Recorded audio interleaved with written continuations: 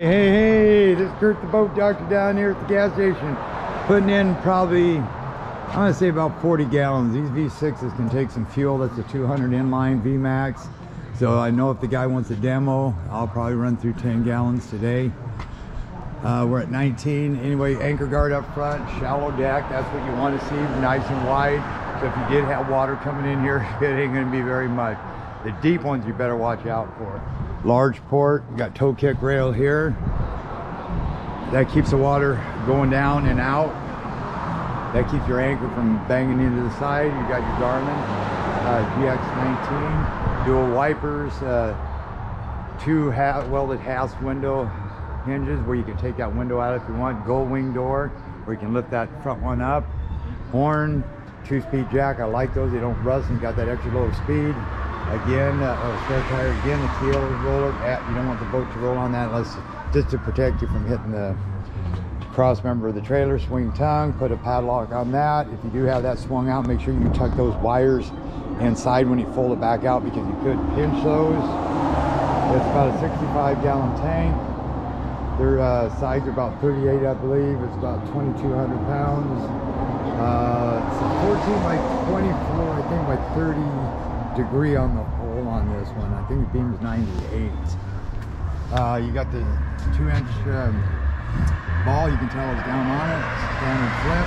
You got the brake fluid. You can actually go like this. If that thing's pulled all the way out, a lot of times go back in here. Yep, brake fluid's good. Bring that back there. Twist that. If you want to back up, you push and turn that way. Also, don't have, which I don't like those anyway. You got your cables, your safety chains.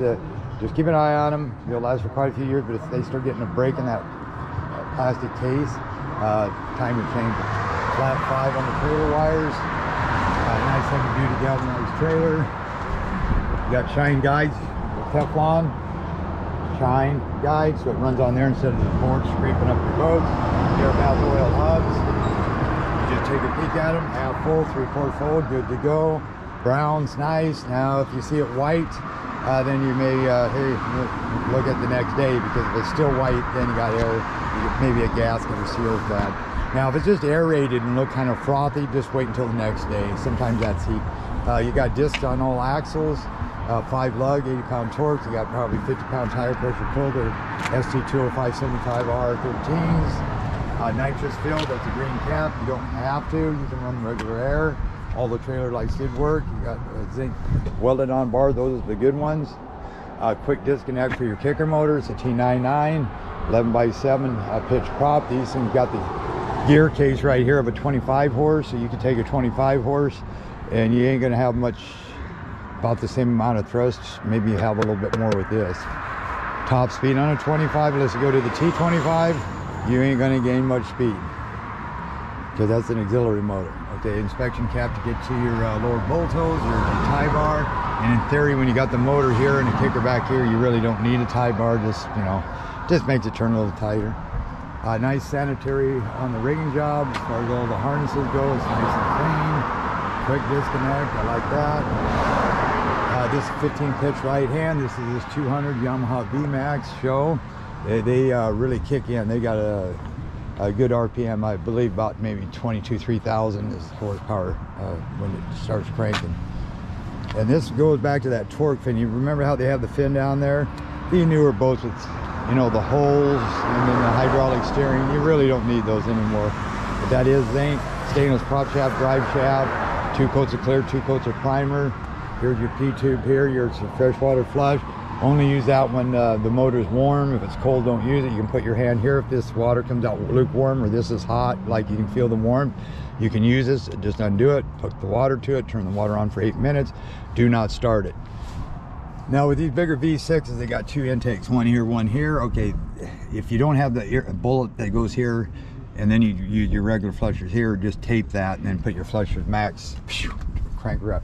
This probably got a UHD, and he's probably running off the front as a master because he's got 2 units, and thank God it's Garmin, because Garmin will save me a lot of time, and I'm telling you, all the way around. Simrad's awesome, don't get me wrong. Them are my 2 favorite, but Garmin definitely, for someone that ain't really good on settings on the depth finder and autopilots, you should probably go to Garmin. Garmin is bulletproof. They got there faster. You can hit them. You don't have to wait all day for them to turn on. I was in one the other day, but it was like an old computer, not a Garmin, another brand X. It took forever for it to turn on. Okay, then back here, you got mid exhaust. And then you got your lower gear case, of course, is down over here. That's how you check it. Your fuel's down over here. And then if you ever plug your speedometer, there's a little pickup right there. Okay. 1106 or 1101s or whatever they are. They got the 30-inch extensions, so 60-inch booms. He's got his sliders. He's got his, these are good locks. On the pull holders, crab davit, electric, VHF antenna. Looks like he's got the good one. Get the good antenna. Don't mess around. Spend the money. You get a cheap antenna, you could have an expensive VHF radio, and it ain't nothing. You get a cheap radio, get a good antenna, you got something. Okay, see how much gas? Ooh, we're at 31, so we're getting close. I'll let it get to 35. So that means that I can maybe finish this video real quick. And this, you can just lift up, bring down, grab handle 2022, rear entry door. Got his Garmin there. Got the gull wing, got his lights. You latch this, unlatch this, unlatch this. This should just pop. Got this one, that one's already up. Just pop that up. Open that up.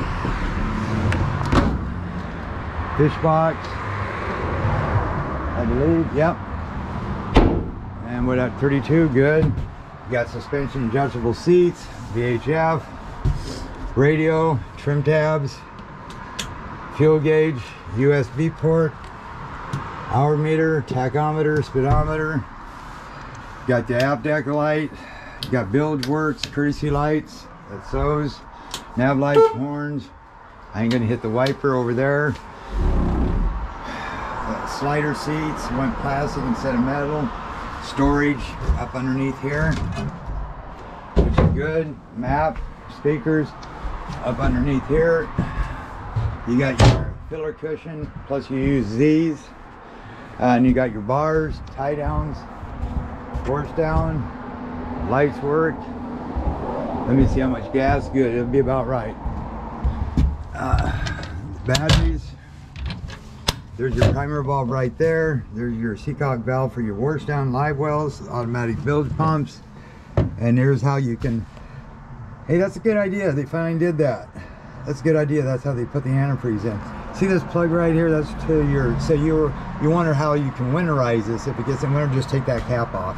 That's all you have to do. And it'll drain everything else, squirt what's in that hose, and everything that comes here will expand and go out. Smart move. Back rail. All the lights work. Shut this off.